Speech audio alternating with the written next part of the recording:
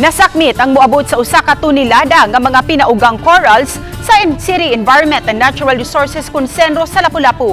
Gikan kini sa usa ka taguog bakanting luna sa barangay Punta Engaño. Usa ka concerned citizen ang mipahibaw sa mga sakop sa SWAT kinsa mausab ang mipahibaw ngadto sa taga Senro. Apan walay naabtan ang taga Senro nga tag-iya o baka hating bantay sa mga gipaugang corals. Base sa assessment sa taga Senro, posibleng mag-usa ka semana na kining gitaguan o gipauga sa dapit kung basihan ang kondisyon niini.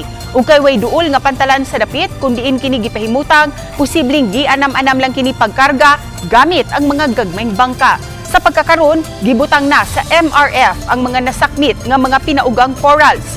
Naglaraw ang taga Senro nga ibalik kini sa kadagatan aron tubuan og mga barnacles ug posibleng mapuy-an sa mga isda. Inaot pa unta nga kiningi ang kuha pag-confiscate na mo ini ilang mga kinuha nga mga turas dili na unta ni mapadayon pa sa bisan to wala ni na kuha nga mga tao nga nag-imo ini pero among gini pulaw to niya para wala gid sila makuha pod nga nga kahigayunan nga ilang makwartahan niya.